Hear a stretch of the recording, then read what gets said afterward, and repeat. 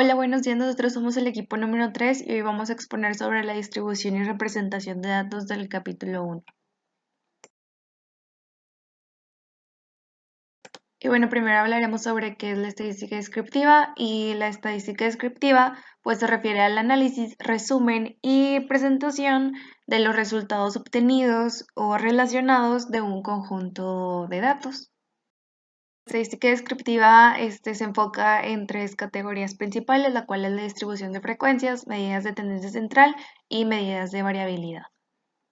Las tablas de frecuencia pues son tablas que muestran la distribución de los datos mediante su frecuencia.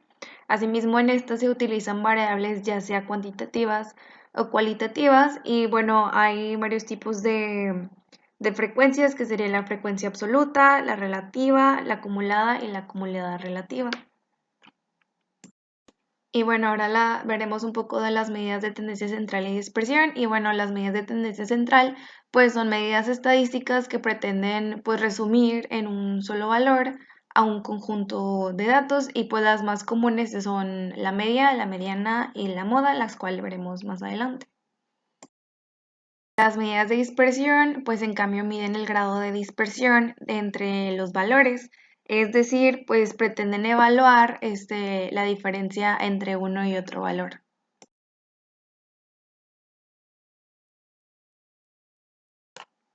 Ok, como primer concepto tenemos que es la media. La media es la suma de todos los valores o datos que nos va a dar una muestra. Entonces ya una vez sumados los vamos a dividir entre la cantidad de datos que sean. También tenemos lo que es la mediana. La mediana vendría siendo el medio de los dos valores que se encuentran justo en la mitad de la muestra que se proporciona. Después tenemos lo que es la moda. La moda es el valor que más se va a repetir. Pero hay casos en los que la moda son dos valores. Sí, por ejemplo, tenemos 5 y tenemos 6. Cuando esto ocurre, si hay dos modas, la muestra es bimodal. Y si hay tres, es multimodal. Entonces, esto se denomina que una muestra es amodal cuando pues no hay moda. También tenemos lo que son los deciles, que es la división de los datos en partecitas de 10 para encontrar una posición de un valor que nos queremos centrar, un valor determinado. Los cuartiles dividen los datos en 4 partes, como lo dice su nombre, obteniendo una ubicación exacta de 25, 50, 75 y 100, o sea, porcentajes del total, del total de la muestra. Y también tenemos los percentiles, que dividen los datos en 100 partes.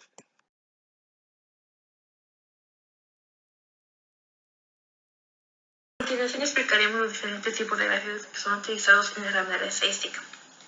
Comenzando con el histograma. Como sabemos, su principal característica es tener varias adyacentes de una misma anchura. Su escala vertical representa las frecuencias y la horizontal sus valores cuantitativos. Se busca con este tipo de gráfico representar a primera vista un panorama general de los datos que se desea proyectar. Existe también otro tipo de histograma llamado histograma de frecuencia relativa. Es muy parecido al ya mencionado, solo que en la escala horizontal se conforma por frecuencias relativas, como su nombre lo indica. El polígono de frecuencia es utilizado para la dispersión de datos. En la gráfica se centra un punto y cada punto es unido a través de líneas. Estas líneas indican las frecuencias de las clases. Puede ser en valores inferiores o tan como altos de la línea. Es importante indicar que inicia y termina en el mismo eje horizontal, formando un polígono. La gráfica de puntos nos ayuda a visualizar los datos cuantitativos de una manera horizontal. Cada punto se indica en el eje horizontal. Esto indica la distribución de datos dispersos y se puede utilizar generalmente en valores que tengan una variable dependiente. La gráfica de barras es una de las más comunes utilizadas por su fácil comprensión en el eje cartesiano. Cada frecuencia indica de manera vertical y se utiliza generalmente para variables cualitativas o discretas. También tenemos las gráficas circulares.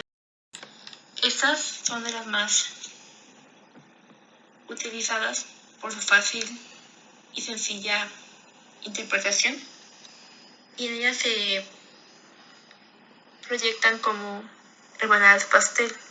El tamaño es proporcional al conteo de las frecuencias de cada categoría, pero se debe tener cuidado ya que al momento de trazarlas, dibujarlas, se puede minimizar o ampliar la frecuencia a través de la visualización del conjunto de datos. Una de las gráficas más precisas es la gráfica de Pareto. Es una gráfica de barras de datos categóricos con la estimulación añadida de barras se ordena de manera descendiente, de acuerdo a la frecuencia. Y en ella se conforma una línea. Es generalmente para el análisis de comparación de los datos, ya que hace énfasis principalmente en la visualización de los datos que se desea comparar.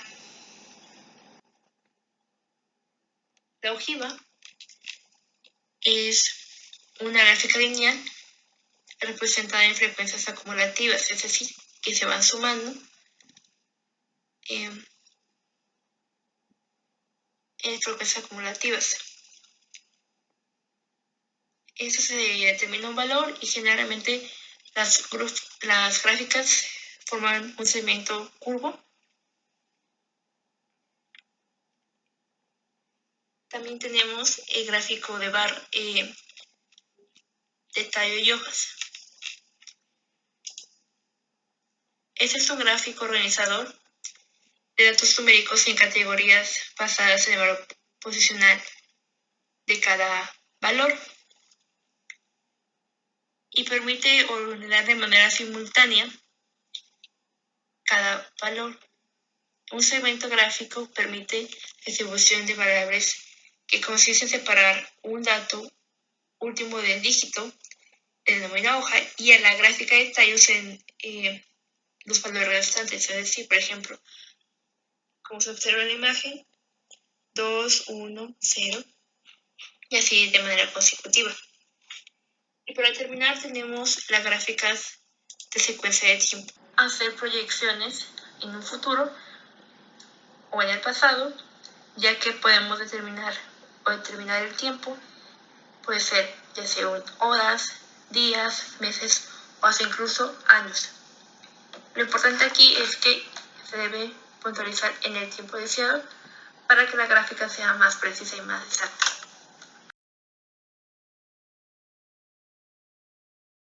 Hola, ¿qué tal? Buenas tardes. Yo les voy a hablar sobre la medida de posición relativa.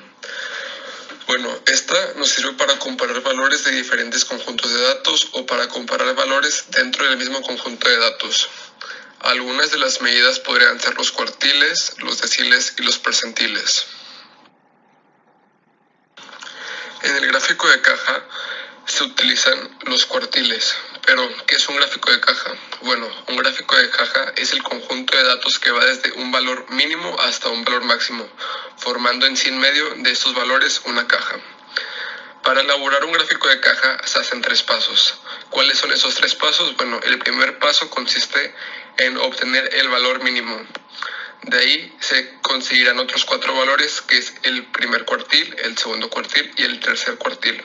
Y por último, el último dato es el valor máximo. Posteriormente tendremos que construir un segmento que va desde el valor mínimo hasta el valor máximo.